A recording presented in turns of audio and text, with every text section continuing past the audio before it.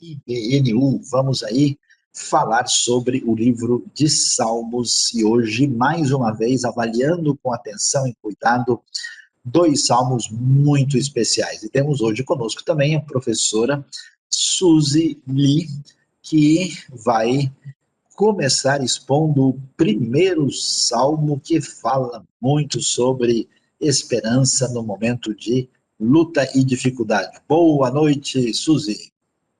Boa noite, Sayão. Boa noite a todos. Deus abençoe. Seja um momento de muita espiritualidade, né? De aprendermos um pouco o que os salmos trazem aí sobre isso, né, Sayão?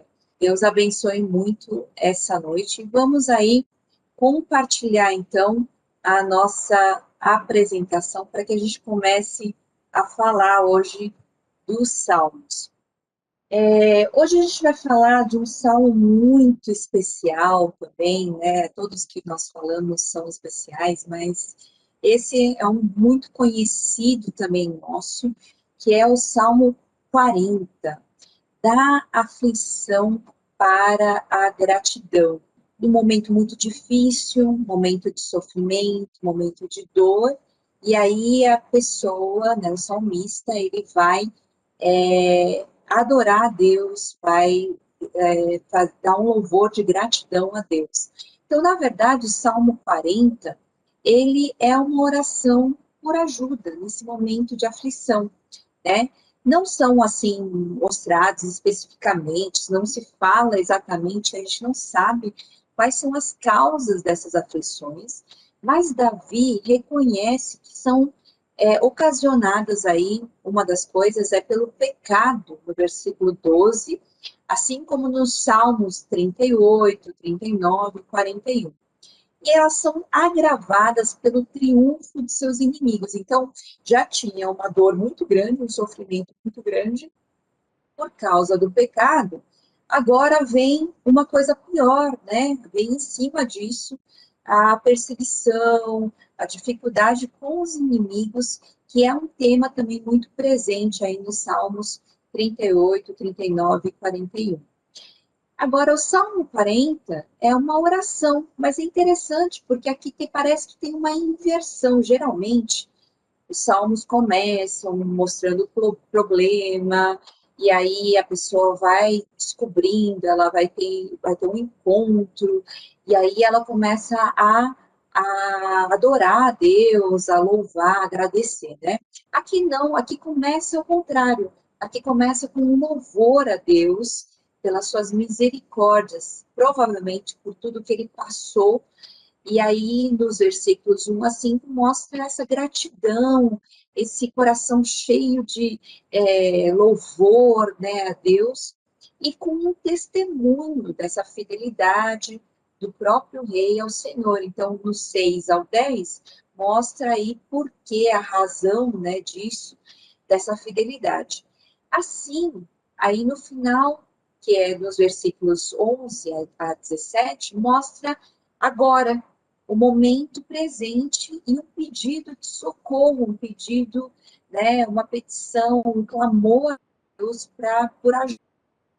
Ele ajuda. Então, vale observar essa longa introdução às orações que acontecem nos Salmos 44, 89, por exemplo. O Salmo 70 repete, né, modificações aí dos versículos 13 a 17 desse Salmo. Olha que interessante, que a gente estava falando dessa inversão, né? É uma estruturazinha aí para mostrar como é que acontece. No versículo 2a, né, mostra a situação que eu me encontro, no lamaçal, no fundo do poço, né? E aí no versículo 13, mostra aí alguns problemas que ele está passando em uma petição a Deus, né? No versículo 4b, aparecem aí os inimigos, né? Lá no 14, 15, já que ele tem uma lembrança de que Deus fez isso, ele agradeceu a Deus por isso, ele mostra também a derrota que acontece com esses inimigos lá no 14, 15. Aí aparece aí no versículo 1 uma petição implícita, né? Senhor, me ajudou, por isso que eu faço isso. Lá no versículo 11, 13, 17b, aparece uma petição explícita, né? Um pedido realmente de ajuda. Aí aparece no 2 uma libertação, né? Que é um objeto de petição também. E aí, de forma mais genérica, no versículo 6, e aí mostra o que acontece depois, a consequência, os efeitos, né? Eu canto no 5a, e aí aparece de novo a derrota aí. Por que que eu canto, né? A derrota dos inimigos, no versículo 14, 15, que eu vou experimentar agora de novo aquilo que eu já experimentei no passado. Fiéis, né, como é que mostra a questão da confiança no 4a e da alegria no 16a. Aí aparece a ação de graças, que é mais focado no eu, e aqueles que confiam no Senhor, lá no 16b. Então, vamos lá falar um pouquinho mais ali no próprio Salmo. Então, no versículo 1 começa assim, né? Coloquei toda a minha esperança no Senhor. Ele se inclinou para mim e ouviu o meu grito de socorro. Ele me tirou de um poço de destruição, de um atoleiro de lama. Pôs os meus pés sobre uma rocha e firmou num local seguro. Pôs um novo cântico na minha boca, um hino de louvor ao nosso Deus. Muitos verão isso e temerão e confiarão no Senhor. Olha que interessante, esse é o momento de aflição que ele passou, né? Ele se viu num poço de destruição, num atoleiro de lama. Ele agora está adorando o Senhor, né? Porque Deus tirou de tudo isso, e não só tirou, mas ele firmou sobre a rocha e num local super seguro. Então, ele pode cantar. É interessante que o canto é da boca, mas algo que não só vai sair da minha boca, eu vou louvar a Deus, mas as pessoas ao meu redor, muitos verão isso, temerão e confiarão. Agora, interessante aqui essa palavrinha aqui que nós, na NVI, tá? Coloquei toda a minha esperança no Senhor. É interessante como aparece aqui essas duas palavras, cavô que viti, né? O que significa isso? É a mesma raiz. Então, seria assim, tipo, esperei. É uma enfática, né? E no fato de esperar. O que significa isso? Então, pode ser esperar ansiosamente, sim, né? Num desespero, ou também pode significar, como a gente colocou aqui na NVI, coloquei toda a minha esperança. O que significa você esperar e esperar no Senhor? É esperar confiando, e esperar entregando, colocando toda essa confiança de que Deus vai atender às aflições, aos meus clamores, o meu pedido de socorro. E aí tem a resposta, ele se inclinou a mim, meu pedido de socorro, né? Então, esse primeiro momento, diferente de muitos outros, ele mostra uma gratidão, assim, tremenda. Ele estava doente, ele quase morreu, né? E aí ele clamou a Deus nesse momento, né? E recebeu o livramento. Então, a sua gratidão, ela se torna uma canção, ela se torna um motivo de louvar a Deus por causa dessa gratidão. E aí ele continua, como é feliz, agora é uma coisa mais pessoal, né? E agora fala de uma maneira mais genérica. Como é feliz o homem que põe no Senhor a sua confiança e não vai atrás dos orgulhosos, dos que se afastam para seguir os deuses falsos. Senhor meu Deus, quantas maravilhas tens feito! Não se pode relatar os planos que preparaste para nós. eu queria proclamá-los e anunciá-los, mas não, são por demais numerosos. Então, aqui é interessante porque é a questão de colocar Deus como prioridade. Depois que ele experimentou isso, né, começa a louvar Deus, ele coloca, olha, não adianta você colocar a sua confiança e ir atrás dos orgulhosos, colocar a confiança em outras coisas, em falsos deuses, mas é importante você colocar onde essa confiança? No Senhor. Aqui de novo aparece o Senhor, aquele que se revela, aquele que se mostra, né, ali no Sinai, que é o tetragrama, é o nome do Senhor aqui. Então, ele se torna a prioridade do salmista. Não adianta, ele está acima de tudo. Eu não vou olhar mais para nada.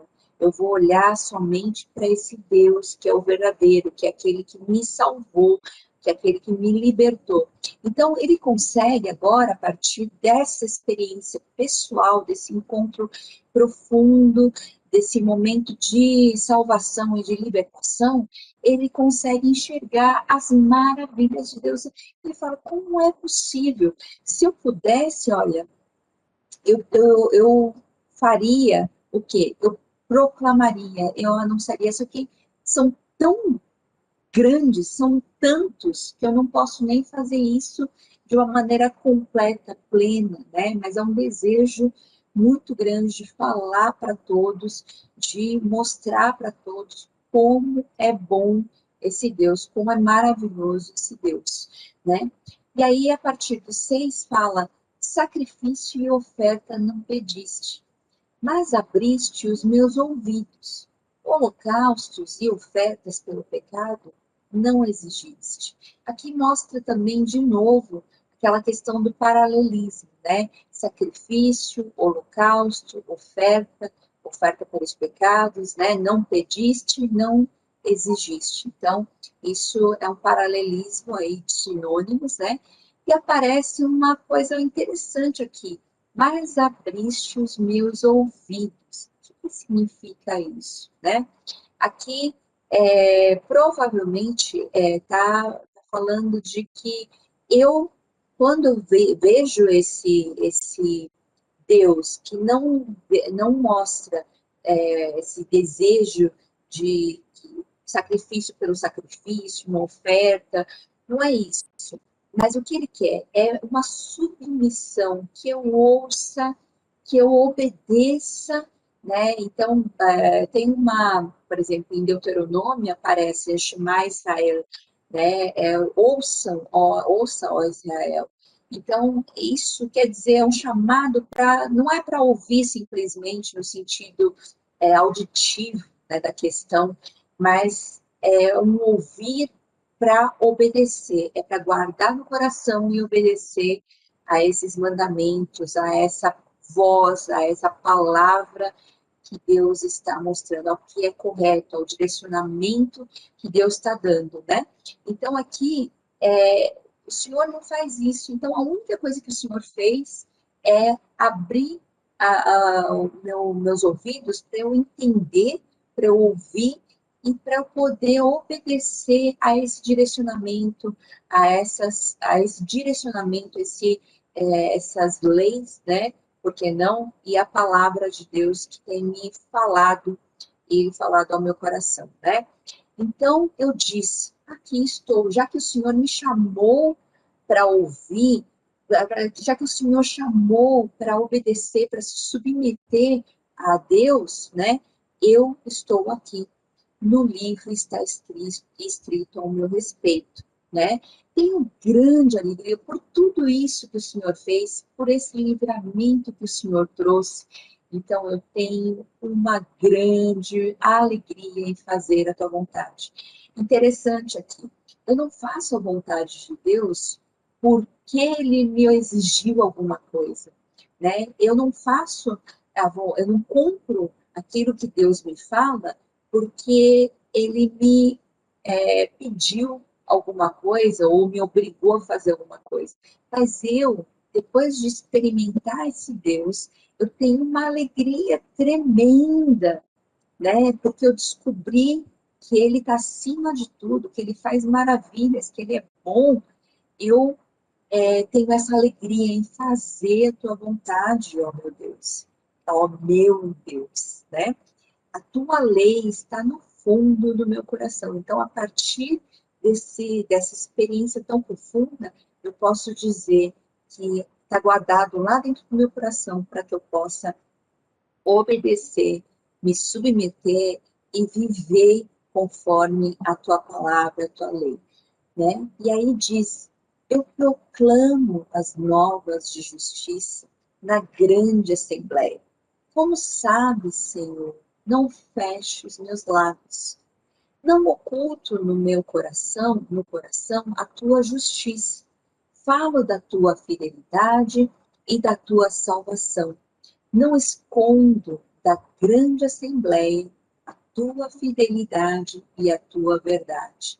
Então, aqui aparece de novo a questão da justiça e como o Senhor fez tudo isso para mim. A minha vontade não era essa, então agora eu faço isso. É o que eu tenho feito. Como sabe, o Senhor conhece o meu coração, o Senhor sabe que não está fechado os meus lábios, que eu estou proclamando, porque tudo que eu vivo com o Senhor, ela acaba, ela desemboca em proclamação da justiça de Deus, de como o Senhor é grande, né? Como Ele é bom. Aí ele fala, não oculto a tua justiça, mas também eu falo da tua fidelidade. Como o Senhor é bom, como o Senhor é fiel. É de novo essa fidelidade, é aquele amor fiel, o amor leal, que cumpre a aliança, né? E a tua salvação, o teu livramento, né? Não escondo a tua da grande assembleia, então eu ando proclamando de novo, porque essa fidelidade é a tua verdade. Então aqui também tem aquela troca, né? O trabalho com as palavras, né? Fidelidade, salvação, fidelidade, né? Verdade, né? Então, é muito interessante como ele trabalha. E aí, tudo que o Senhor faz na minha vida acaba em proclamação. Não posso me calar diante de tudo isso. O que eu posso fazer? A única coisa que eu posso fazer é proclamar, falar para todos como o Senhor é bom. Então, é o testemunho. O salmista não tem vergonha de falar do que Deus fez. Ele fala da verdade porque é uma realidade, ele viveu, né? Ele sabe quem é esse Deus, ele descobriu, né? Como é grande, como é bom, então ele precisa falar. E aí é isso, um coração grato, um coração real, que viveu isso, que louva de verdade a Deus, produz a proclamação, não pode ficar guardado, oculto dentro da gente, né? E aí continua, não me negues, é interessante, agora começa uma petição. Por tudo eu estava louvando a Deus pelas coisas passadas. E aí, agora vem um momento que eu estou vivendo, e por conhecer a esse Deus tão bom, tão fiel e que me livra, agora eu posso pedir com toda confiança, segurança. Eu também não posso ficar quieto em relação às coisas que eu estou vivendo. Então, não me negues a tua misericórdia, Senhor. De novo, Senhor, né? Deus, aquele Deus que se revela, o nome de Deus é o tetragrama. Que o teu amor e a tua verdade, aquilo que eu já conheci, sempre me protejam, pois incontáveis problemas me cercam. Quer dizer, eu tenho tantos problemas aqui que não é pouco, mas são incontáveis. E as minhas culpas me alcançaram. De novo aqui, ele vai falar dos pecados, né? De toda a culpa que eu tenho. E já não consigo ver. Mais numerosos são que os cabelos da minha cabeça. E o meu coração perdeu o ânimo. É interessante como aqui ele não tem vergonha agora, ele não tinha vergonha de falar sobre Deus. Agora ele também não tem vergonha de falar sobre os pecados, uma confissão. porque esse Deus, ele conhece, ele sabe como ele age. Ele é bom, a bondade dele é tão grande que recebe, né, esse amor fiel, que aí ele pode contar essas atrocidades, talvez, que vivem dentro dele, né, que são mais numerosos que os cabelos, né, da cabeça dele. E aí ele confessa, chegou o momento da verdade, ele confessa os problemas, confessa as culpas, ele fala, Senhor, olha, eu não tenho ânimo, eu não consigo prosseguir. Isso não é um problema para Deus. A gente, às vezes, na vida de fé, a gente tem um problema de dizer que a gente está com problema. A gente tem uma vergonha de, como é que as pessoas vão ver?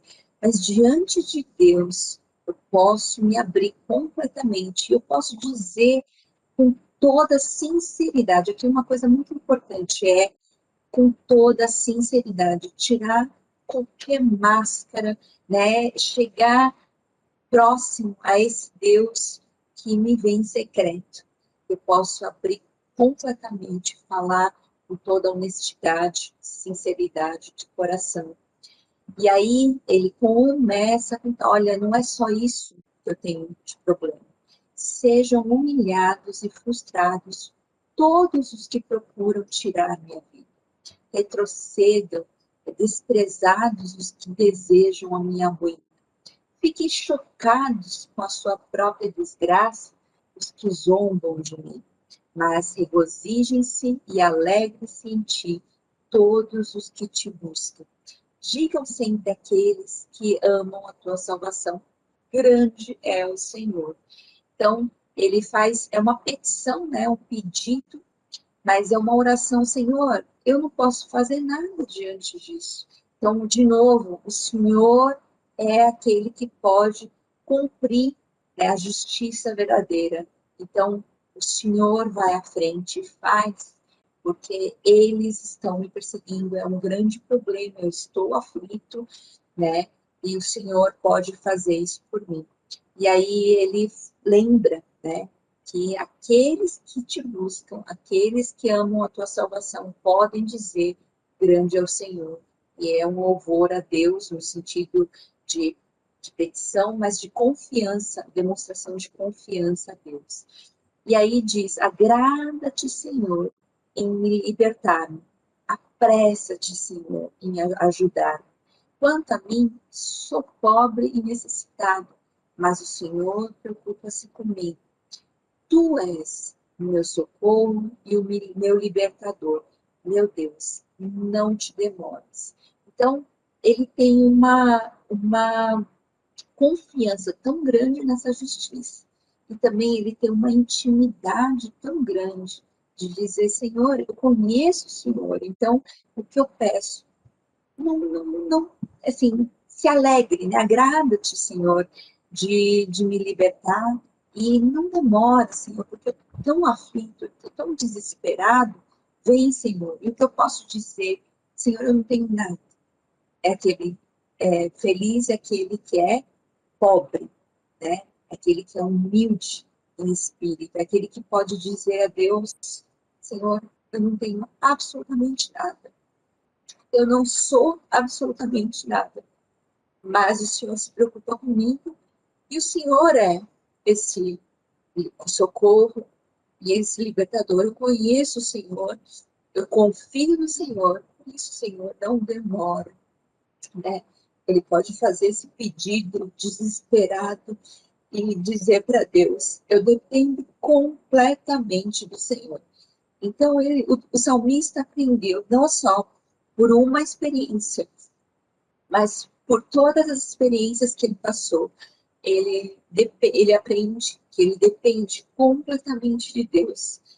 Ele não só vê a sua fragilidade, ele entrega essa fragilidade a Deus e ele espera, ele pode esperar em Deus, porque esse Deus é aquele que salvou uma vez, duas vezes, três vezes, e todas as vezes que ele precisou, ele pode dizer a Deus, Senhor, eu confio em Ti, completamente, eu deposito toda a minha confiança em ti, voltando ao primeiro versículo. Então, aqui no Salmo 40, ele foi da aflição, desespero profundo, né, por quase morte, para a gratidão, né, e passou nesse processo, ele passa por uma transformação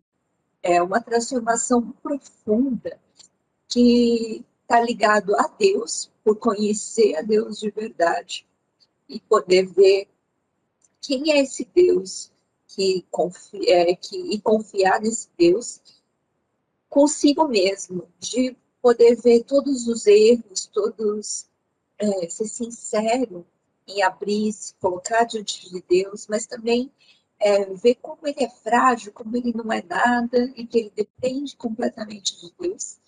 E ele também viu a justiça em relação aos inimigos, em relação aos orgulhosos, que talvez antes ele colocasse como algo na vida dele importante, ele viu que não tem nada, os outros, e aí ele coloca essa transformação verdadeira, que a única coisa que importa é que Deus seja louvado através da vida dele e que ele tem que proclamar tudo isso que Deus faz e fez na vida dele, como Deus é bom, como Deus é grande, como ele é fiel.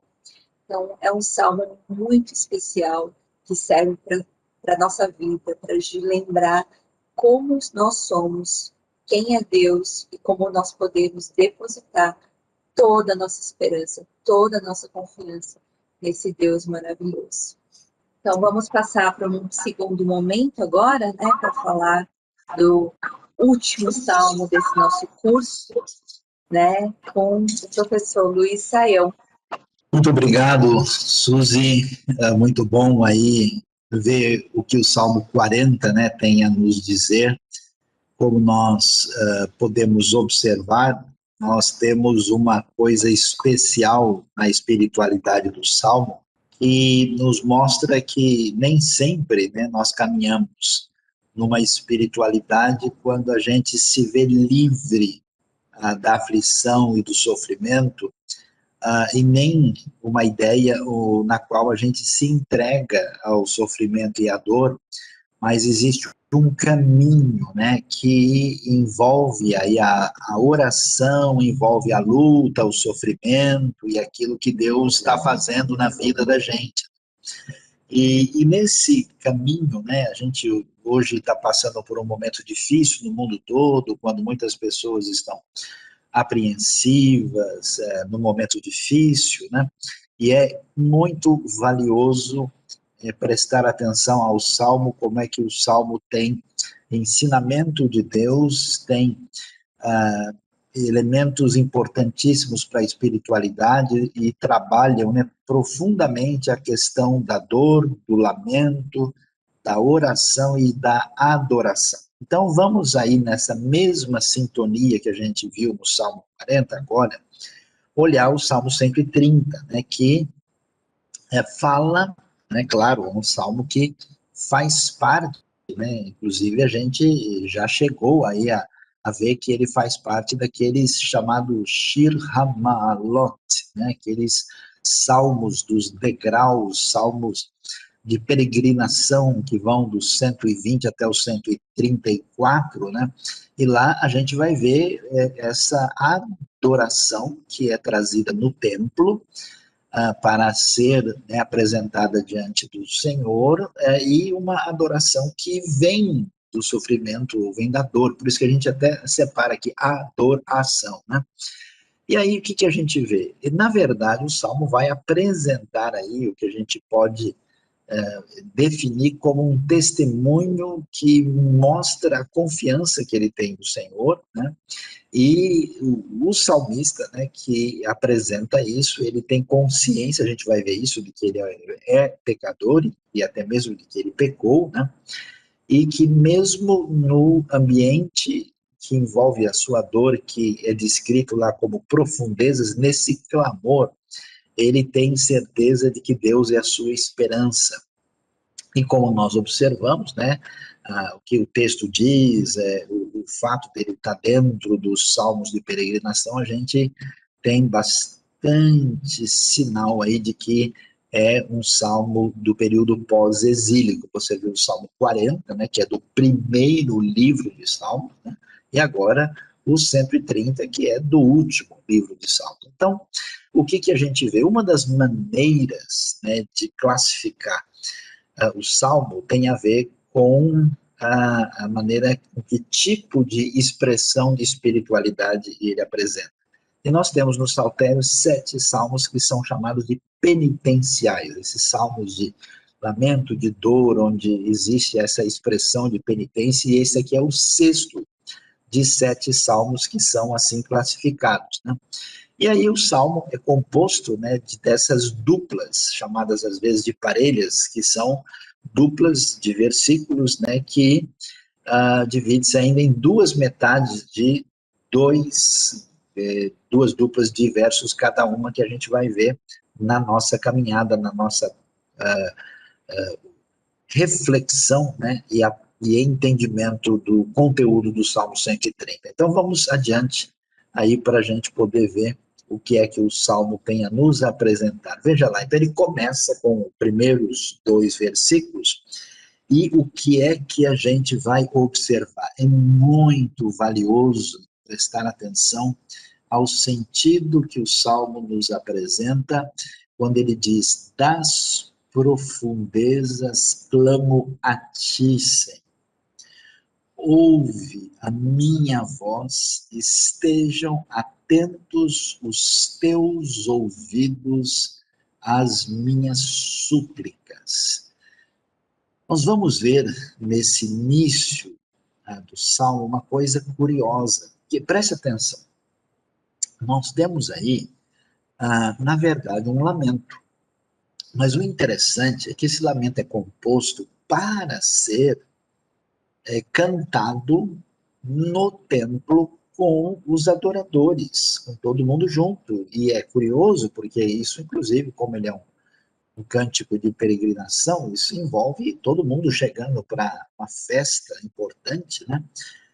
Do calendário litúrgico hebraico, né? E nesse contexto, o lamento faz parte. Então, uma coisa curiosa é que geralmente nós não estamos acostumados, até porque a gente tem essa cultura hoje de superficialidade, né? A gente acha que Deus quer ver todo mundo apenas sorrindo, né? Aquele tipo de espiritualidade de propaganda de televisão, com aquele sorriso de plástico, aquela coisa meio assim fabricada, né? E é curioso ver como tantas vezes, e especialmente aqui, o lamento é classificado como um tipo de louvor. Por quê? Porque Deus é um só, Deus é todo poderoso, Ele é o Senhor. Isso quer dizer que não só a nossa alegria, a nossa gratidão, mas a nossa dor é apresentada e ela é colocada diante de Deus para essa sintonia que envolve o elemento psicológico e espiritual. E aí o salmista então diz isso, né, que ele vai clamar a Deus das profundezas. Profundezas aí é uma linguagem figurada que vai mostrar para nós uma situação que é literalmente um abismo, né? A gente não sabe direito o que está acontecendo com ele. Ele diz que ele está, vamos traduzir para o português bem cotidiano, ele está no fundo do poço. O que será? Será que ele está numa situação financeira irreparável? Pode ser. Será que ele está numa situação de conflito familiar complicado, difícil, em que ele não tem solução? Será que ele está numa situação de perigo de vida, talvez de ataque de inimigos, uma circunstância de ameaça terrível? Ou talvez, o que era bastante comum, uma situação de enfermidade, né, que era complicadíssimo, talvez uma doença. Lembre-se de que a gente tem toda uma preocupação sanitária no Antigo Testamento, né, de cuidado com qualquer coisa que contamine, né, que se alastre no meio do povo, mas tem muita coisa que envolve doença que os métodos de cura são limitados, né? E nesse ambiente, nessa dor, nesse sofrimento, ele não rompe com Deus, ele não afasta-se, ele apresenta a sua dor, as profundezas, é esse abismo apresentado diante de Deus, e é interessante, por quê? Porque no meio dessa dor ele começa a orar. Então ele diz, ouve, Senhor, o nome particular de Deus, o Eterno, né? Aquele que é o Jeová, o Yahweh. Ouve a minha voz, estejam atentos os teus ouvidos às minhas súplicas. É interessante, que aí a gente já começa a aprender alguma coisa, que oração de verdade nem sempre a gente faz. A oração sempre se degenera. A oração sempre vira uma espécie de reza. A oração, ela acaba vivendo um movimento decorado. A oração, ela acaba se tornando uma coisa que apenas faz parte da liturgia, mas quando a situação de dor, de fragilidade, dificuldade toma conta, aí a gente ora de verdade. Por isso a oração dele é sincera, ela é entregue, ouve, Senhor, a minha voz. E é interessante que é uma oração de esperança, porque ele ora com insistência. Você sabe quando alguém realmente leva a sério? Observe no Salmo, ele fala, ouve a minha voz. Estejam atentos os teus ouvidos às minhas súplicas, e ele já tinha dito, clamo a ti.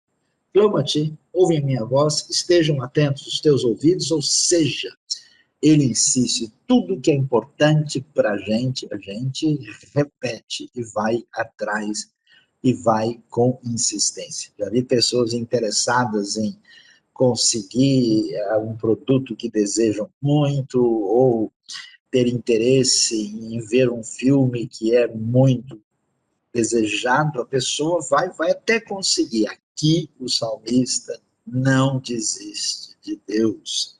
Ele ora com insistência, ele persevera. E aí ele prossegue, né, nessa caminhada de aprendizado de oração. Ele vai dizer, se tu, agora no verso 3, soberano Senhor, registrasse os pecados, quem escaparia? Mas contigo está o perdão para que sejas temido. É interessante que ele chamou a Deus de Senhor. E agora, na sua caminhada, né, de adoração decorrente do sofrimento e da dor, ele vai descobrir, ver de perto que Deus é o soberano Senhor. Né? Ele é o Jeová Adonai, ele é mais do que apenas o Eterno. Isso é interessante porque no momento de luta, de sofrimento e de prática da espiritualidade aprofundada, se conhece mais quem Deus é. Então ele chama Deus daquilo que Deus é, porque ele vai pensar o seguinte, se eu passei por isso, se tudo isso está acontecendo, isso não é algo que vem do soberano Senhor, porque nada acontece sem que ele, de alguma maneira, esteja envolvido nisso. Então ele descobre, não é possível entender a minha vida, a minha experiência à parte de Deus. E aí surge aquilo que surge no coração e na cabeça de todo mundo, quando a gente está passando uma grande dificuldade. Já que Deus e Deus é juiz, ele é o Senhor de tudo, ele está no comando, a pergunta que a gente tem no coração e que todo mundo tem quando a coisa fica difícil é, será que eu não estou sendo punido agora? Será que aquilo que aconteceu há 5 anos atrás, há 10 anos atrás, ou até mesmo o mês passado, ou aquela situação lá atrás que eu não resolvi, de repente, será que isso não está me alcançando agora? Ele considera essa hipótese. E é isso que acontece com a gente. Conheço pessoas que até hoje são massacrados, impedidos de caminhar, machucados, assim, atravancados na vida por uma espécie de sensibilidade de consciência muito aguçada.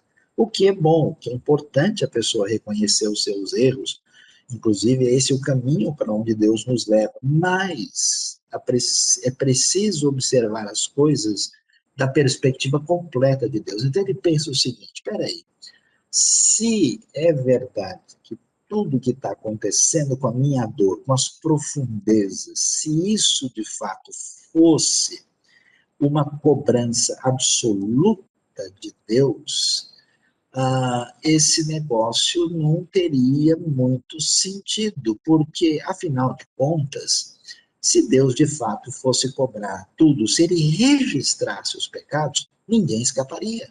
Quer dizer, pode ser que eu esteja sofrendo por um erro meu, mas olhando para o mundo, olhando para as pessoas, para o que elas fazem, como é que elas estão de pé, não é possível que Deus tenha passado a sua espada final nesse momento, porque senão nem vivo estaria. Por isso ele vai junto com essa percepção de pecados, de erros, ele enxerga a realidade de Deus, a semelhança do famoso filósofo Pascal, né, que descreve isso tão bem no seu livro famoso Os Pensamentos, né, ele diz, ele entende claramente a necessidade do reconhecimento da fragilidade dos pecados humanos, mas contigo está o perdão para que sejas temido. Então, olha só, na sua experiência de dor e de oração e adoração, ele conhece a Deus, ele enxerga a Deus e espera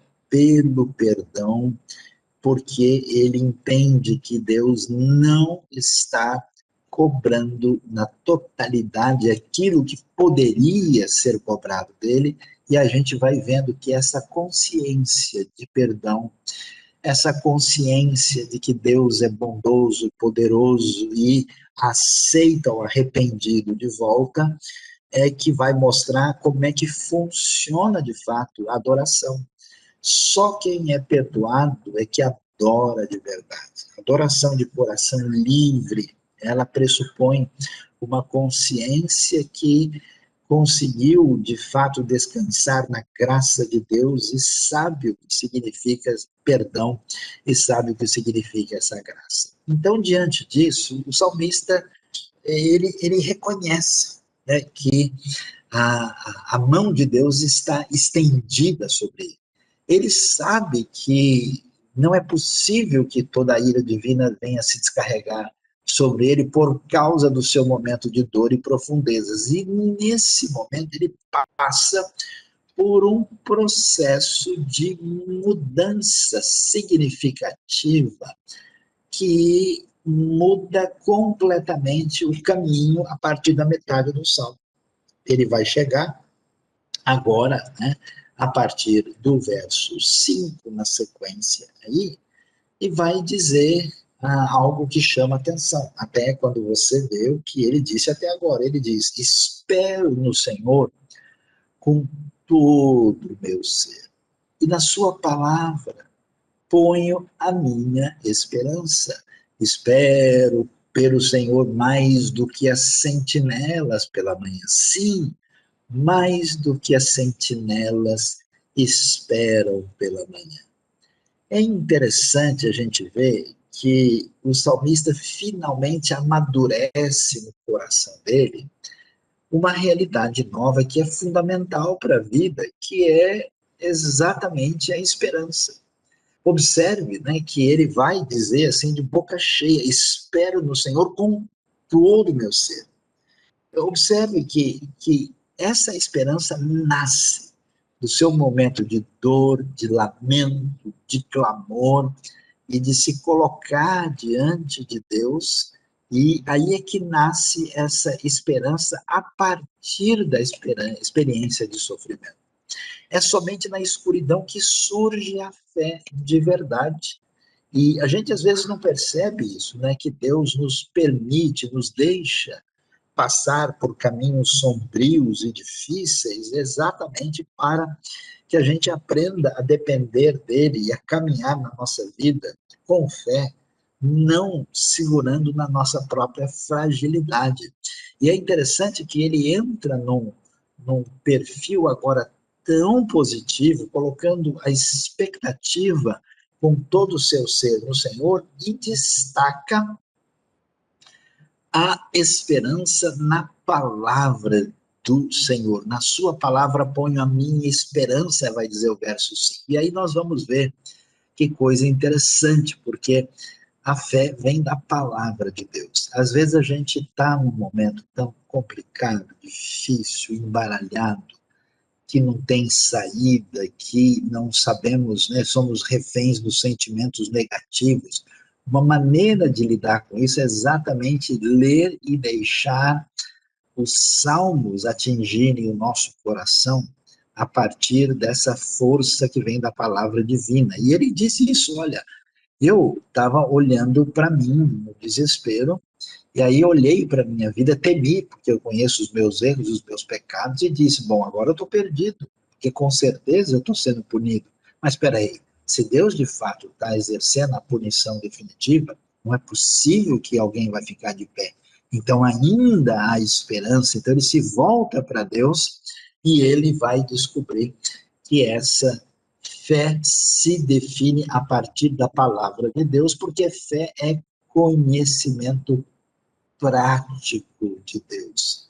É a coisa realmente colocada na realidade do cotidiano, né? É o passo de treinamento objetivo. Aliás, nós nesse momento estamos sendo exercitados na nossa confiança e esperança em Deus, nesse momento de turbulência que atinge a todos. E olha que coisa curiosa, ele vai dizer, espero pelo Senhor, mais do que as sentinelas pela manhã, sim, mais do que as sentinelas esperam pela manhã.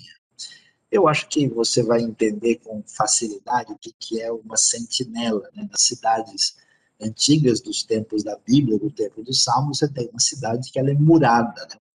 E ela tem lá aqueles que são os vigias, que ficam exatamente ali na sua, digamos, torre, né, no seu ponto elevado, para ver se algum inimigo, alguma coisa de ameaça está surgindo no horizonte, e eles têm que ficar de guarda à noite, né, porque a porta da cidade fecha à noite, e é como alguém que trabalha como segurança, como vigilante, ou uma pessoa que trabalha de plantão à noite no hospital, ou em qualquer outro ambiente onde é necessário isso. Imagina só como essa pessoa que trabalha nesse ambiente tem uma expectativa, uma ansiedade maluca para que surja o amanhecer. Você que já passou por essa circunstância, você que já passou a noite em claro, você que já acompanhou alguém no hospital, você que trabalhou de alguma maneira num ambiente assim, sabe o que é, né, ver o relógio andar devagar, querendo que amanhã surja, que o sol venha a nascer. E é interessante que a adoração traz esse elemento, né, de santa ansiedade, essa expectativa, entende? Ele diz que mais do que os sentinelas esperam pela aurora, pelo amanhecer, ele está esperando em Deus e espera de uma maneira absolutamente confiança, com a certeza de que será vencedor. Então, você vai vendo que o Salmo tem um processo assim de caminhada terapêutica psicológica profunda, porque ele começa clamando, né, lamentando pela sua dor, ele associa isso aos seus erros, aos seus pecados, ele vai adiante para enxergar o Deus perdoador, ele confessa a sua esperança, a sua fé acentuada. Quando chega no verso 7, aí ele dá até um susto na gente. Olha que coisa interessante. Ele vai dizer o seguinte: ponha a sua esperança no Senhor, ó Israel. Pois no Senhor há amor leal e plena redenção. Ele próprio redimirá Israel de todas as suas culpas. É absolutamente incrível o que é que a gente vai encontrar no desfecho desse salmo quando o salmista tem essa mudança de cenário. Ele agora, que estava preso dentro dele, no nível individual particular de lamento, ele agora se volta para os outros. A adoração genuína, muito forte nos salmos isso, né? Venham todos, né? Louvai ao Senhor, cantem ao Senhor com alegria, né? Tributem a Ele glória e força. Né? A adoração genuína vira convite. De repente, o salmista, com o coração fortalecido, ele convida Israel, Israel, povo de Deus, põe a sua esperança no Senhor. Adoração é proclamar aquilo que Deus faz, porque ele vai dizer, olha, por que vocês podem fazer isso? Porque entendendo e sentindo e desfrutando de quem realmente é o Senhor, a gente descobre que nele há amor leal. Em Deus existe Hesed, que é esse amor fiel, que essa misericórdia absolutamente comprometida, que não vai falhar, né? É aquela palavrinha hebraica tão particular e especial, que tem um sentido de amor, de bondade, de fidelidade, de misericórdia, é o amor leal, é essa bondade fiel e inabalável. Ele diz, olha, vamos colocar a esperança no Senhor, Israel, para quem estava desesperado, achando que toda a sua situação de fundo do poço era consequência dos seus erros e que não tinha o que fazer. Agora ele diz, olha, Israel, volte-se para o Senhor, porque nele há amor leal e atenção e plena redenção. Isso é muito impressionante, é que ele vai enxergar uma realidade de que entende-se que adorar depois de sofrer é descobrir que Deus redime de todas as suas culpas. Qual que é a questão? Qual que é a dificuldade que a gente enfrenta na nossa vida? Em condições maiores ou menores. Todo mundo na sua caminhada está cheio de tropeços, de erros, de pecados e até de absurdos.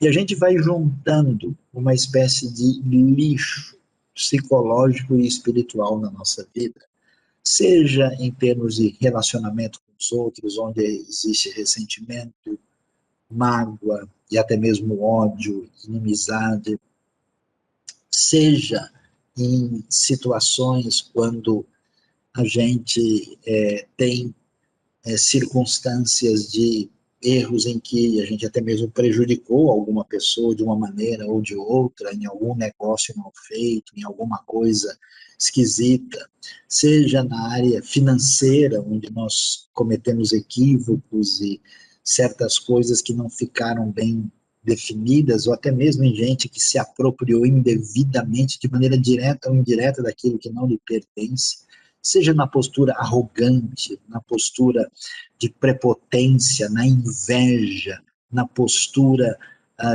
complicada de alguém que não consegue lidar muito bem com aquilo que é e aquilo que deseja ser, seja no uso indevido da sexualidade, que se torna pecaminosa e encaminhada na direção equivocada, seja nos pecados que envolvem algum tipo de profanação, de envolvimento com qualquer espiritualidade que nos afasta de Deus em vez de nos conectar com Ele. É tanta coisa que a nossa consciência, na hora da dificuldade, trava. E a pessoa não sabe como caminhar. Eu conheço muita gente que na hora do vamos ver, ele diz, olha, eu não tenho nem coragem de chegar diante de Deus, porque eu sei, eu conheço, né, quem sou eu para ser ouvido. E é interessante que nesse salmo, o salmista recupera o seu coração. E ele adora, e essa adoração é louvar a Deus pelo perdão dos pecados, e atenção, pela plena redenção. O que ele vai descobrir? Por que ele fica tão confiante? Por que ele diz, Israel, confie no Senhor? Sabe por quê? Porque Ele é que vai redimir Israel. E ele faz isso em relação a todas as suas culpas. De novo, ele redime de todas as suas culpas. Por quê? Porque quando o salmista estava no fundo do poço, e ele imaginou que não havia o que fazer diante desse cenário, e ele, dirigido pelo Espírito de Deus, enxergou arrependimento, perdão e retorno a Deus, ele experimentou esse perdão profundo que é a única esperança na vida para a gente poder virar a página, levantar a cabeça e caminhar diante de Deus. A mensagem da Bíblia, a mensagem do Evangelho é exatamente a possibilidade de ser perdoado pela graça de Deus e alcançado por essa misericórdia, por esse recebe impressionante. E aqui ele descobre, então, que Deus não deixará que eu sofra as plenas consequências do meu pecado. Você ouve isso e fala, mas espera aí, né? Como assim Deus não vai deixar que eu sofra as consequências? Deus deixa que a gente sofra as consequências. Claro que a gente venha sofrer. Mas se Deus deixasse de fato a gente sofrer todas as consequências de todos os nossos erros, a gente estaria diante do juízo final do trono branco de Apocalipse 20. Mas exatamente o agir de Deus, às vezes provocando circunstâncias na nossa vida, nos leva de volta a Ele, para que reconheçamos o nosso pecado, sejamos perdoados e restaurados na nossa comunhão com Deus. E quando o salmista experimenta isso, ele volta para Israel, diz: Israel, povo de Deus, não se afastem, adorem e busquem a Deus, porque Ele sim é o Deus que redimirá Israel, que falhou tantas vezes, não teria como ser sustentada pela sua própria capacidade, e ele faz isso em relação a todas as suas culpas no triunfo poderoso da graça de Deus, fonte de verdadeira adoração. Então, que Deus nos abençoe de maneira especial no entendimento da sua palavra. Tudo bem, Suzy? Amém. Tudo bem. Muito bom, Sayão. Amém. Vamos para as perguntas, né? Todos, Opa, quem vamos quiser lá. fazer as perguntas, nós temos os últimos 30 minutos, né? Para a gente poder responder sobre salmos, pelo menos. Sayão, a gente já tem uma pergunta aqui, mas é da semana passada, Opa, sobre o Salmo 23, transborda o meu cálice. O que significa isso, né? O meu cálice transborda. A gente falou, né, Sayão, que o cálice significa principalmente alegria, né? Então, é uma alegria que não fica só cheia, então não enche só. Então, Deus faz isso com a gente. Além de honrar, Ele faz o meu cálice transbordar, que é encher de alegria, assim, além do limite, além da conta, não é isso? exatamente, porque o salmista é tratado de maneira especial, né, pelo o grande anfitrião, quem o hospeda e o recebe, que é o Senhor, né? E ele então derrama o azeite, esse óleo especial, né, como símbolo de honra, e desse desfrutar da presença divina é exatamente o cálice, que era, é claro, no contexto do Israel antigo, cálice de vinho, e que simbolizava exatamente essa alegria extraordinária que é ligada à maneira como é que Deus age na nossa vida. Agora, Sayão, tem, como a gente viu essa questão do sofrimento, essa questão das dificuldades, tem também muita gente que tem não só dificuldades, mas tem a questão da depressão.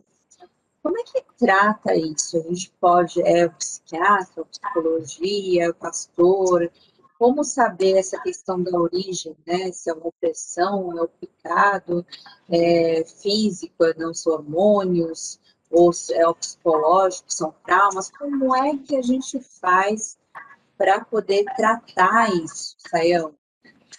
Então, Suzy, essa questão da depressão, né, dessa dificuldade emocional que nos leva para um caminho, digamos assim, mais negativo, ela é uma realidade tão nítida que ela aparece na própria Bíblia, né? A gente vai ver, né, tem até uma mensagem no nosso canal sobre a vida de Elias, né, que chega num nível mais acentuado de depressão que a gente poderia imaginar.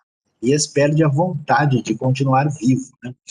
E a gente pergunta, mas qual é a razão, qual que é a base disso? E aí a gente pode lembrar que, claro, porque nós somos seres frágeis, humanos, biológicos, né? Assim como alguém tem problema, por exemplo, para enxergar direito, precisa usar óculos, né? Uma pessoa tem problema de diabetes, ou tem pressão alta, ou tem problema nos ossos, ele pode ter problema de equilíbrio dos seus hormônios, o que necessita, nesse caso, de um trabalho psiquiátrico, né? Tem muita gente que tem assim, acha, vamos dizer que eu sou doido, né? Como se houvesse alguém que não tivesse nenhuma doidice na sua vida, né? Todo mundo, você sabe, como diz o ditado, de médico e de louco, todo mundo tem um pouco, né? Tem um pouco. Eu não sei porque vocês estão olhando para mim aí, mas de qualquer maneira, né? O que a gente vai descobrir é quando você tem uma depressão que tem origem orgânica, biológica, é necessário tomar aí o tratamento médico adequado. Por isso ninguém deve ter preconceito, dizer, não, eu não vou no psiquiatra porque eu tenho fé.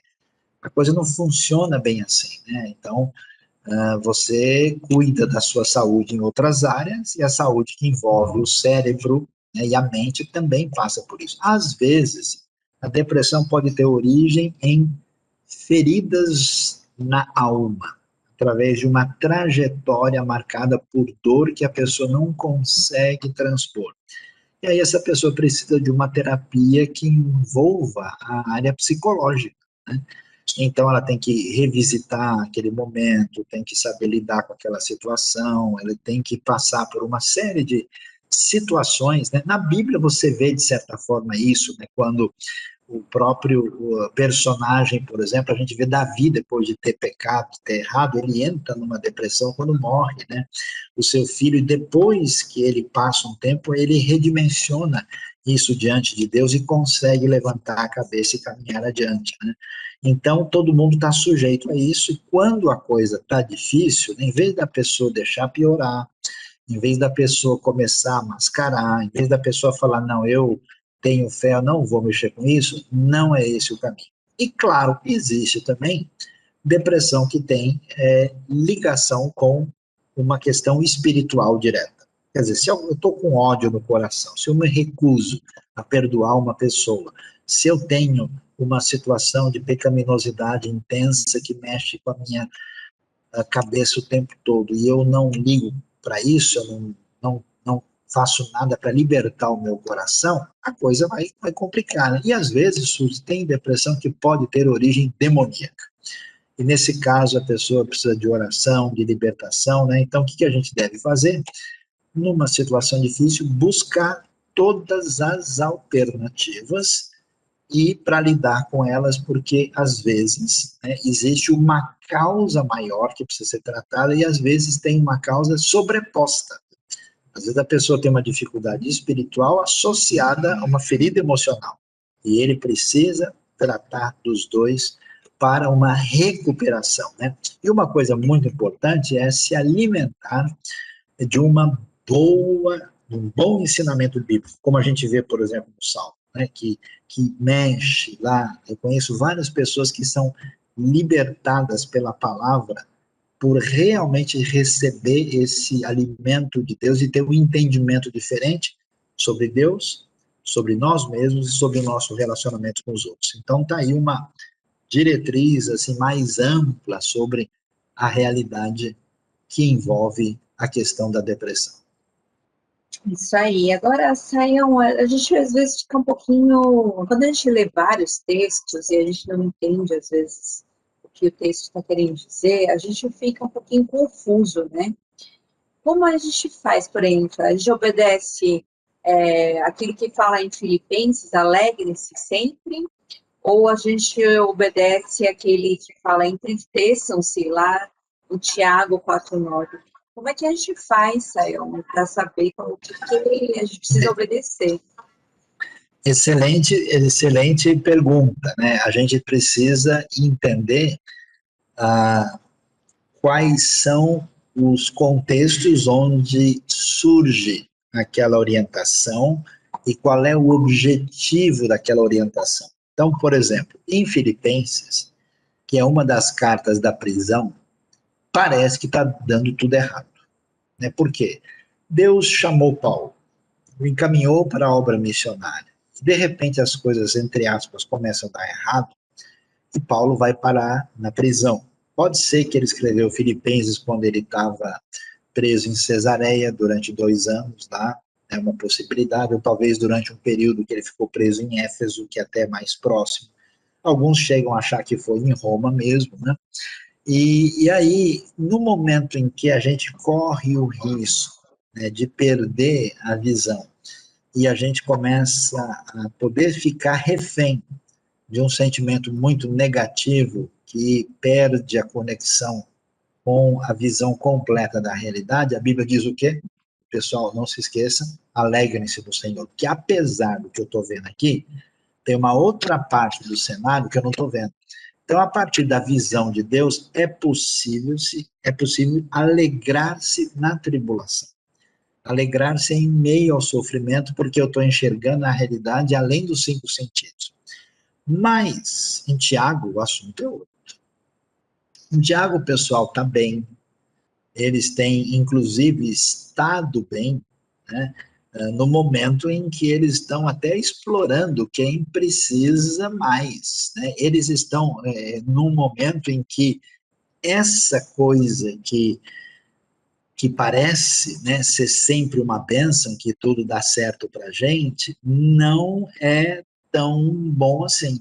Então, o que ele está dizendo? Esse pessoal que estava explorando os mais necessitados, né, e que, inclusive, tinham até, literalmente no texto, deixado o coração gordo no dia da matança. Quer dizer, eles estavam explorando os necessitados de tal maneira, Deus diz, olha, não façam isso, deixem de ser orgulhosos, não aceitem isso, e lá em Tiago 4, quando, depois de dizer que eles têm que se aproximar de Deus, limpar as mãos, e entristeçam-se, lamentem e chorem, troquem o riso por alegria e a alegria trouxe o riso por lamento e a alegria por tristeza. Humilhem-se diante do Senhor. Então, quer dizer, quando eu estou achando que eu sou o máximo, quando eu estou perdendo a referência e usando os outros à minha disposição, a alegria nesse momento não vai fazer bem, não.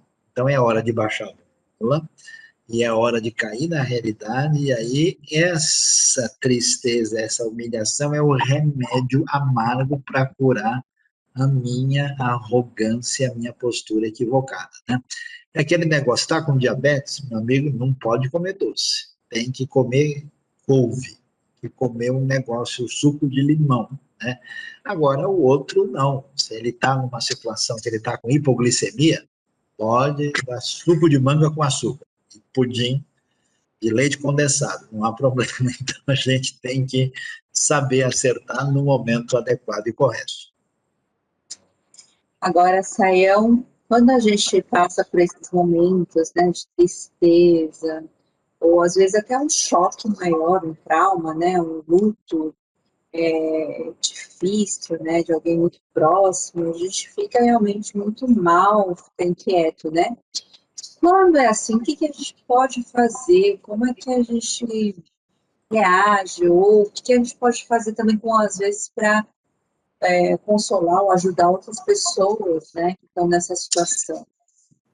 Olha, Suzy, o que acontece, por mais que a gente entenda e saiba das coisas e até certo ponto espere, a experiência do momento difícil, ele é sempre difícil de digerir. Então, como é que as pessoas lidam com isso?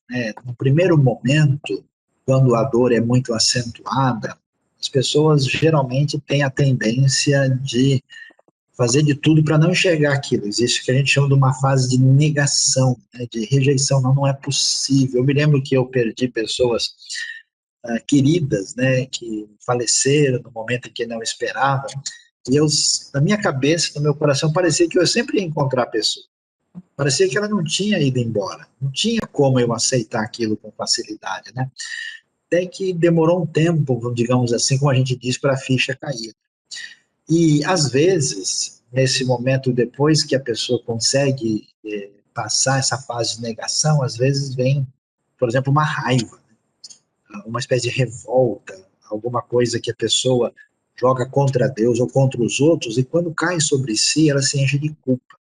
Então você tem todo um processo de sentimentos negativos ligados à nossa fragilidade, que a tendência de muitas pessoas é tentar mascarar, botar a panela de pressão lá dentro, e aí você tem uma falsa espiritualidade, né, que lida com isso como, eu sou vencedor, e nem nada vai me atingir, e que não faz bem. Mas Jesus, quando Lázaro morre, ele não chega lá dizendo, glória a Deus, amém, ele morreu, mas ele tem a vitória. Não, Jesus não faz isso, ele chora. Né? E da mesma maneira, não pode haver a postura de um escapismo, de uma rejeição, né, daquela situação. Então, você não pode se entregar, né, de uma maneira a fugir da realidade, nem a um sentimento negativo direto. Como é que a Bíblia lida com isso? Olha que coisa impressionante. A Bíblia lida com isso com a teologia do lamento. Então ela aconselha a gente, olha que coisa interessante, a chorar, apresentar a nossa dor diante de Deus. Várias vezes o salmista, porque te abates, ó minha alma? Porque te perturbas dentro de mim? Quer dizer, existe um tempo de gestão, de cura, de organização da realidade que é feito diante de Deus, e a gente, por causa da nossa superficialidade, perdeu a força dessa teologia do lamento, que ela é importante. Então, quando alguém estiver na sua dor, o que Jesus ensinou para a gente? Chorai com os que choram. Deixa a pessoa chorar. Chega junto, dá um abraço, acompanha, né? Esteja ali nessa situação de compaixão, quer dizer, sofrer junto com a pessoa, porque tem gente que na hora da necessidade da compaixão fica explicando um monte de coisa. Deus não explicou nem para Jó tudo que ele passou. A gente não sabe. Então as pessoas, diante da dor do outro, começam a levantar teoria, uma explicação, querer mostrar que isso aconteceu por causa de A e B. A gente não sabe, a gente não é Deus, não tem o controle das coisas. Então essa postura é importante até que a interioridade da pessoa comece a se reorganizar e ela consiga, a semelhança do que nós vemos aí no Salmo 40, no Salmo 130, né, a sair da dor na direção da adoração e da sintonia, até mesmo mais amadurecida com Deus. E que ajuda a gente, inclusive, a lidar com uma próxima dificuldade mais adiante. Agora, Sael, até que ponto, né, isso vem diretamente lá do Canadá, até que ponto essa estrutura, né, aprendida aí na cultura, enfim, pode ser usada numa experiência, uma expressão pessoal de sofrimento e fé? Até que ponto? Essa estrutura aprendida, né, que eu entendi aqui na cultura, mas eu acho que é o que a gente está falando da Bíblia, né, pode ser usada aí como experiência, expressão pessoal de sofrimento e fé. Então, a Bíblia tem, eu diria assim, histórias diferentes, né? É muito impressionante a diversidade da Bíblia. A Bíblia tem curas imediatas, tem cura em processo, tem situação de direção de Deus quando não acontece uma cura. Paulo diz, por exemplo, que ele vai conviver com o espinho na carne, né? Então, assim, em certos casos, à medida que a gente vai lidando com a pessoa, a gente vai percebendo, né, que certas situações se encaminham mais numa direção do que outra. Né? Não há como, por exemplo, a gente esperar que a gente vai tratar sempre com uma pessoa que nunca vai morrer. Deus vai responder todos os nossos desejos e assim, ninguém nunca nem vai para o céu, né? Esperando o juízo final, aí o fim dos tempos, né? Então, a gente precisa ver que existe uma diversidade nessa ação de Deus, e mediante a observação da situação, conhecimento da pessoa, e às vezes a percepção de que aquilo que a gente encontra na pessoa tem mais sintonia com um determinado tipo de direção que Deus dá em certos textos específicos, a gente pode perceber que aquilo tem uma ligação mais direta. Então, por exemplo, tem enfermidade que é para a morte, tem enfermidade que não é para a morte, tem situações diferentes, e aí a gente, vamos assim dizer, cada caso é um caso, né? A gente tem que chegar perto, examinar, né? É a mesma coisa que fala assim, a pessoa está com dor de cabeça e dor nas costas. Que remédio que eu dou? Não, peraí. Vamos chamar a pessoa aqui, o médico vai examinar. Mas que horas? Como é que foi? Dói quando? Quando você deita, quando você vira do lado? Quando é que começou? A melhora com isso? Aí você vai poder ter. Então a gente teria que ver de perto onde, né, que a gente percebe. Eu, por exemplo, na minha vida, eu vi que certas pessoas que precisavam de ajuda, quando vieram conversar, falavam que eu estou precisando de remédio, e a pessoa tinha problema de demonismo, né? E tem pessoa que chegou falando, não, olha, eu estou com um problema de demonismo, e ela precisava, na verdade, de comida, né? Eu vi pessoas que estavam pensando que a sua necessidade era uma coisa, quando na verdade é outra. E a gente tem que acompanhar para ver qual é a melhor maneira de encaminhar a situação. Agora, Sayão, tem uma palavrinha, né, que é das profundezas, mas ela aparece, por exemplo, lá em Jonas 2:3, e a pergunta é se tem a mesma origem lá no Salmo 131, né? Lá em Jonas 2:3 é Metsulá. Metsolá. E no Salmo 103, deixa eu precisar dar uma olhada aqui. 103 ou 130? 130, desculpa. Ok. 131. Não, É outra palavra. Mamaquim. Mamaquim. Então são diferentes, né? Mas aparece aí como profundezas. Profundeza em Jonas é claramente uma descrição física, né? Porque ele cai no mar, no oceano, né? Sim. E no Mediterrâneo ali, ele é engolido pelo grande peixe, né? E aí ele realmente vai, inclusive ele associa, claro que é uma associação poética até, a descida dele ao Sheol, né?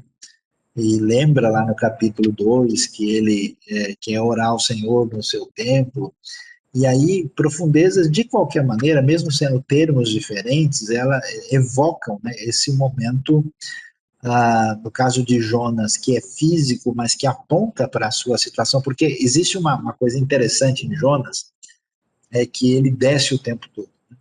Ele vai para Jope, que necessariamente é uma descida, né? Aparece lá o verbo yarad, aí ele entra no navio e desce para o porão, e ele continua descendo. Aí, né, então existe essa intenção lá, e por isso a palavra profundeza ali é importante, né? Aqui é uma descrição poética específica para dizer a situação de dor, né, intensa, quando o salmista chegou naquilo que a gente diria em português que é o fundo do poço, mas é claro que é uma descrição poética, nada além disso. Em Jonas é uma coisa um pouquinho mais literária e física. Tanto é que fala profundezas do mar mesmo, né? Sim. Agora, Sayão, essa questão aí do Senhor em caixa alta, a gente já falou algumas vezes, né? Será que essa referência ao Senhor nesse salmo é Adonai? Porque tem um momento que fala sobre soberano Senhor também, né? Agora, tem versão que fala, assim, que tem uma dificuldade, um problema com essa questão do nome de Deus, eles colocam errado, enfim. Como é que funciona essa questão do nome de Deus? Pois é, Suzy, a gente até aconselha o pessoal, tem uma mensagem até relativamente recente, né, sobre o nome de Deus, que está aí no canal da IBNU, que a gente Aconselho a vocês todos a se inscreverem e acompanharem, né? Veja bem, o nome pessoal de Deus, né, que os judeus preferem traduzir, como também os franceses, né, pelo Eterno, né, é o famoso tetragramaton, né, que é o Yud Rei Vav Rei, né, que parece realmente ser uma mistura de consoantes que evocam, né, aquilo que Deus era e sempre será, né? Ele é o Eterno. E esse é o nome pessoal que, na verdade, ninguém tem a pronúncia exata, né? Porque a gente tem a palavra Yehová, do jeito que ela aparece na Bíblia hebraica, que é uma inclusão de vogais que vieram de Adonai, e muitos estudiosos, avaliando transliterações gregas, acham que era Yahvé ou Yahweh, né? E Adonai aparece, quando aparece Adonai e Yehová junto, né, a NVI, por exemplo, traduz por soberano Senhor, né, porque a gente deve estar Senhor, Senhor, né, no sentido de ser o Senhor que é o eterno, né, e soberano Senhor é uma boa tradução para esse termo. Agora, o que acontece? Como a gente não tem a pronúncia exata do nome de Deus, e essa questão acaba tendo um valor relativo, porque o Novo Testamento, quando traduz isso, vai traduzir simplesmente por Kyrios, sem se preocupar com esse preciosismo. A gente precisa tomar um certo cuidado, é importante, né, não tomar o nome de Deus em vão, né, mas sem chegar a um exagero em que as pessoas parecem não entender o sentido do nome de Deus, parecem não se importar com a relação com Deus, e ficar apenas com uma espécie de obsessão que ele tem que dizer o nome de Deus da maneira correta ou não dizer, como se esse tipo de postura quase que mística, exagerada, fosse a razão de ser da vida cristã, né? E aí vira muitas vezes uma loucura, e tem gente dizendo, não, porque não pode dizer Jesus, porque o único nome que é aceitável é Yeshua, tal, mas o Novo Testamento traz Jesus, né? A Bíblia está muito mais preocupada com o fato de como é que Deus chegou até nós do que com o fato de que nós precisamos pronunciar foneticamente, né, os detalhes ligados à santidade. Se fosse assim, a gente precisava até ter teste de sotaque, né, para saber se tem sotaque celestial e se a pronúncia de quem fala português é aceitável, porque eu vejo o pessoal que fala só português, assim, falando hebraico, e querendo falar coisa, olha, o sotaque sai muito diferente do que deveria ser, né? Mesmo para passar um tempinho lá, você vai descobrir, né, que os que a americanos coisa, falam hebraico que nem americano, e os os brasileiros que brasileiros nem aquele brasileiro, português. não funciona muito bem, não. Verdade, Não é por aí o caminho. verdade. Agora, Sayão, a gente já falou um pouco sobre essa questão emocional. O Salmo seria uma maneira de ensinar a gente a lidar com o lado emocional, com as nossas emoções. E aí a gente já respondeu, mas só para dar um Olha, complemento, Suzy, a terapia secular, até que ponto que ela consegue também ajudar a gente ou a curar, né, as olha, nossas eu vou emoções. contar um segredo aqui para vocês, tá? A gente tem, na história da psicologia, o pessoal talvez nunca percebeu isso, os grandes protagonistas da história da psicologia eram judeus, né? Então, mesmo, por exemplo, na história da psicanálise, né, você tem pessoas aí como o próprio Freud, depois você vai ter, né, nomes de referência, alguns não eram judeus, mas conheciam profundamente, né, os elementos ligados à experiência da fé, entre eles o próprio Jung, né, outras pessoas aí que o Viktor Frankl, por exemplo, uma pessoa de profundo entendimento. Então, quer dizer, a leitura confessional religiosa de certos textos nunca perceberam a sua dimensão completa. O Salmo, na verdade, é um livro de adoração, de oração, que estabelece como é que o povo se relacionava com Deus a partir da relação individual e comunitária. Mas ao falar sobre isso, ele mexe com todas as áreas da vida. Então ele não é assim, digamos, uma terapia direta. Quantos salmos eu recito por dia para eu me sentir melhor em relação à minha enxaqueca? Não funciona assim, né? não é posologia sálmica como terapêutica para o cotidiano, né? Mas a sabedoria, a profundidade, a interação que existe lá, ela é muito impressionante. E aí o que acontece? O que a gente chama de psicologia secular, ela tem uma grande parte de entendimento a partir da observação da realidade, né? Ela tem as suas limitações, porque ela surge num cenário onde, por exemplo, o próprio Viktor Frankl falava que o Freud praticou a repressão do inconsciente transcendental porque ele não entendia o papel da religião na experiência humana a partir da sua experiência traumática com alguns acontecimentos, né? E no fundo, esse pessoal bebeu da literatura mundial e especialmente da literatura bíblica, né, que tem elementos profundos. Só que eles organizaram isso numa linguagem que a gente não percebe. Mais um conselho para o pessoal que quer saber sobre isso, na própria BNU nós temos aí uma série chamada 5 Judeus que Mudaram o Mundo, e tem uma palestra sobre Freud que é muito interessante para você poder fazer essa relação entre o que a gente chama de psicologia e o impacto da terapêutica que tem origem na Bíblia. Então é muito interessante e, de fato, a leitura sensata e bem orientada e aprofundada de Salmos certamente beneficiará o nosso coração e o nosso equilíbrio emocional, além de toda a importância teológica e espiritual que ela representa para a nossa vida. Eu acho que também é porque a gente vê uma coisa que é real, né, Sayão? É o que nós vivemos, né, assim como o salmista viveu, e aí você vai descobrindo coisas, né, em relação a Deus, em relação a si mesmo, essa abertura, sinceridade, liberdade que a gente tem diante, né, da vida, diante de todos os problemas, diante da, né, alegria. Então a gente tem que, né, viver isso intensamente, né, viver realmente a vida, não fingir que não está acontecendo, ou fingir que está bem, ou, né, a gente não precisa fazer isso, na verdade. É verdade, com certeza. Agora, Sayão, voltando aos imprecatórios, né? É lícito a gente pedir para que Deus pese a mão de, né, sobre algumas pessoas, né, perversas, né, como acontece lá no Salmo 35, sobre alguns políticos, enfim. É lícito.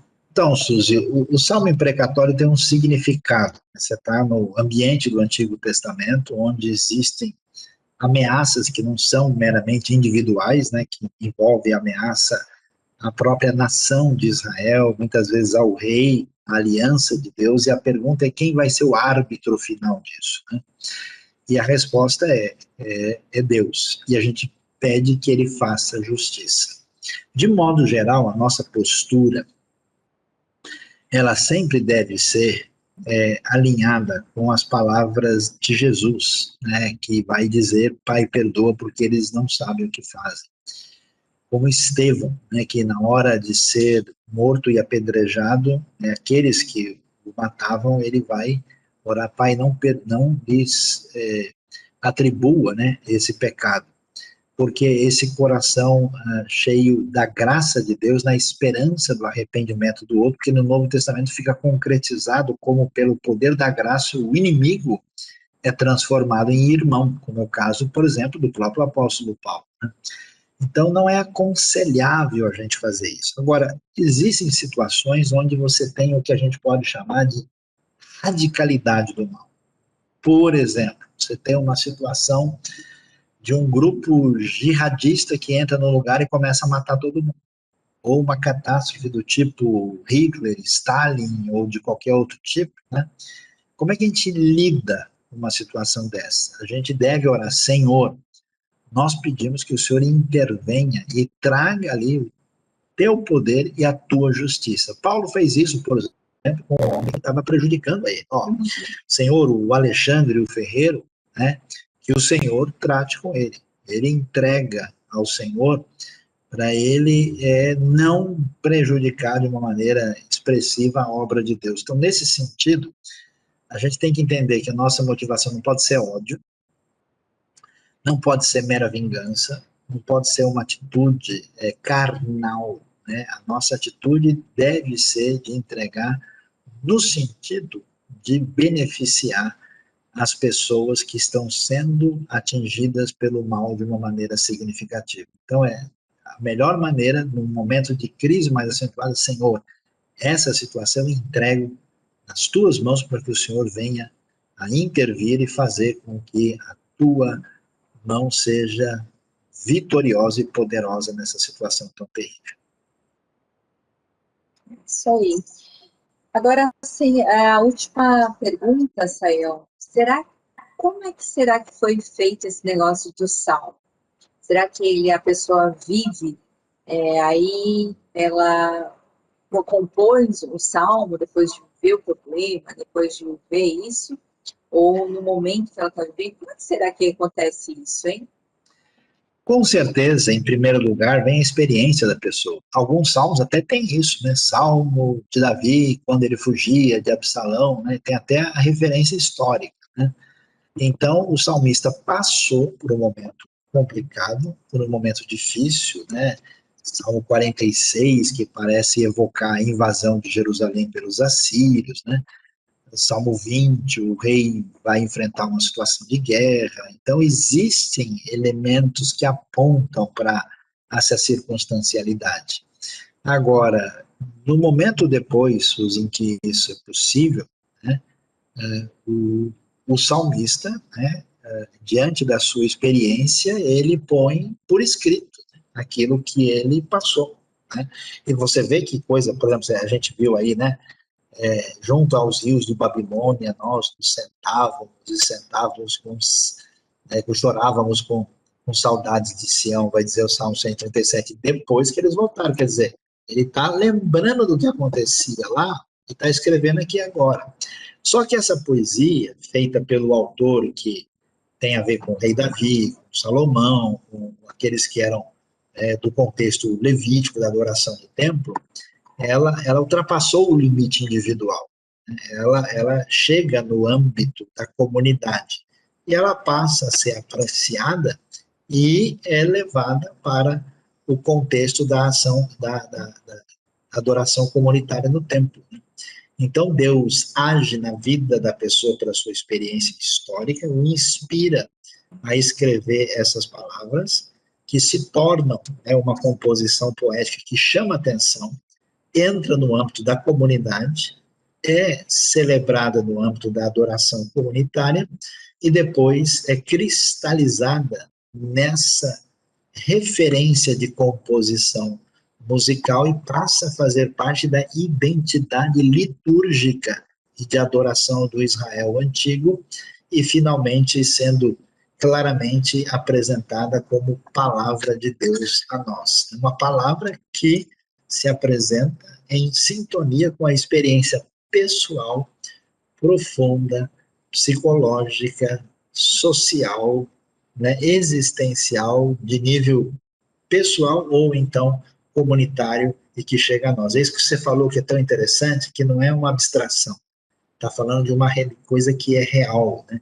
Por isso é que toca e mexe com a gente, porque aquilo o salmista está gritando diante de Deus porque ele está com febre, porque ele está com medo de morrer, porque ele pegou uma doença incurável, porque os inimigos estão querendo tirar a sua vida, e a gente faz a conexão direta, não é uma teoria sobre o funcionamento da metafísica, né? É uma coisa realmente que atinge a gente na realidade do cotidiano. É interessante, né, Sayão, só finalizando, como tanto momentos difíceis, de sofrimento profundo, essas experiências, ou assim como quando você se maravilha diante da revelação de Deus, descobrir quem é Deus, né, e esse coração se enche de gratidão e louvor, esses momentos, né, surgem a poesia também, né? Surge as coisas mais bonitas do nosso coração surgem aí, né? Baseadas na nossa experiência. Então, com certeza. O Salmo também é muito isso. É a espiritualidade mãe da arte, né? Mãe da poesia. Exatamente. Bom, então vamos nos despedindo aí, né, Sayão, dessa nossa disciplina de salmos, oração e adoração. Espero que realmente Deus tenha abençoado muito, continue abençoando. De que agradecer de coração a participação de todos, né, e dizendo, olha, você tem todas essas aulas que estão gravadas no canal do YouTube da IBNU, no qual você precisa se inscrever. Muito obrigado, Suzy, pela sua participação e trabalho tão especial. Obrigado também àqueles que estão sempre com a gente. Hoje o Jonatas aí está nos ajudando nos bastidores, né? Muitas vezes temos a ajuda do Guilherme também. Deus então abençoe a sua vida, o seu coração. Boa noite para todos. Laila Tov.